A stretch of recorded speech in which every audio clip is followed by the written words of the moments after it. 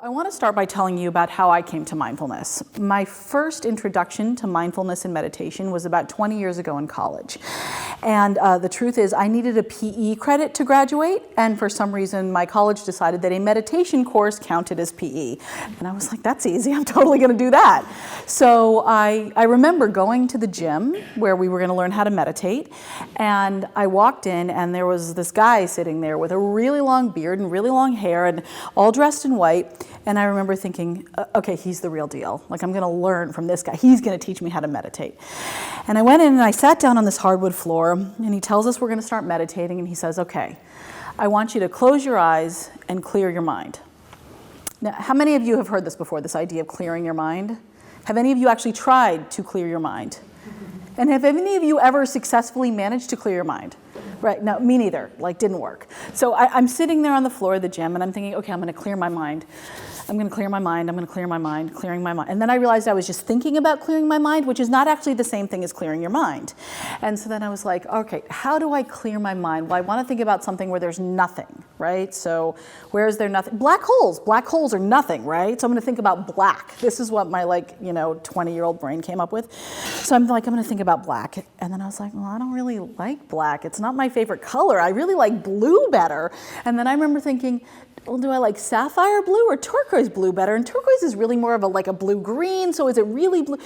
And my mind was off and running. And needless to say, it was anything but clear.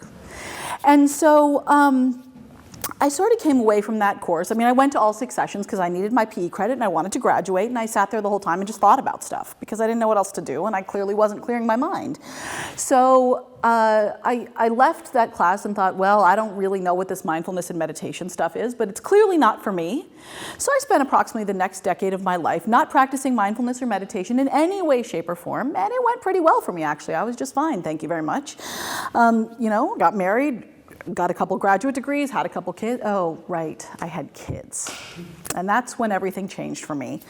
So my daughters, as Emily mentioned, are now 7 and 9. And being a parent is, the most wonderful experience of my life. And it's joyful, and I love them, and it's great and meaningful and blah, blah, blah, and all that good stuff.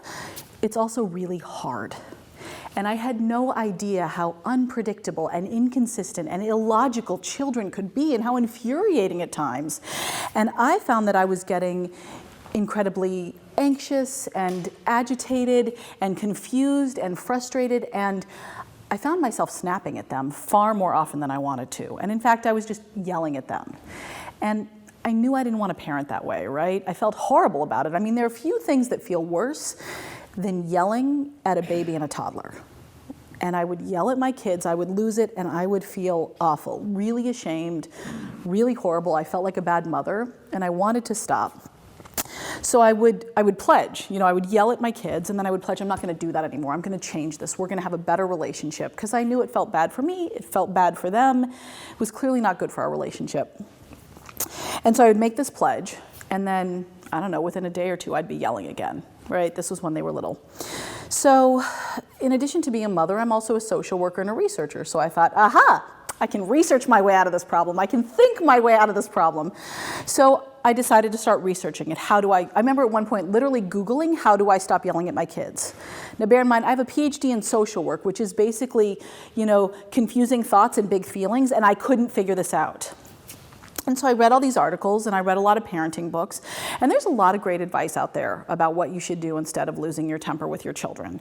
You can do 10 jumping jacks or take 10 deep breaths. You can go for a walk around the block, which I always thought was weird because I was like, really, I'm going to leave my kids in the house? Or am I supposed to drag them around the block with me? Because if any of you have gone for a walk with a 2-year-old. So, and then there was some not great advice that was like, instead of yelling, try whispering to your children. Have you ever whispered at someone when you're really angry? It's incredibly creepy. It's really, that almost felt worse. And then my personal favorite, I read an article once that told me I should go scream into the toilet. And I was like, really? Because I've got a kid in diapers and a kid who's potty training, so I basically spend all day around poop anyways. I would prefer not to stick my face in a poop receptacle. But even so, I came up with a list of all these things I was gonna do instead of yelling, and I was determined.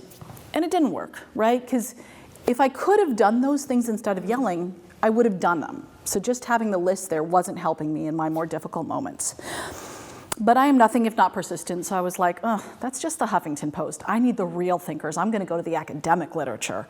So I log into my databases and I start searching for phrases like emotional dysregulation and parental misattunement, because when you use big words, you know that's the good stuff. So I start reading these articles, and you know, at the bottom of all these academic articles, it always says, suggestions for future research. And every single one of them said something about how these parents could benefit from a mindfulness practice. And I was like, that's bullshit. I'm not doing that. That's baloney. Doesn't work. I know about mindfulness. I did that like, 10, 15 years ago in college, and it didn't work. I'm not doing it. So I kept ignoring the advice, and I kept yelling at my kids. And finally I thought, nothing else is working, and this mindfulness stuff, I'm seeing it on Time magazine, I'm hearing about it in the news, maybe I should give it a shot. So against my better judgment, I signed up for a mindfulness-based stress reduction course.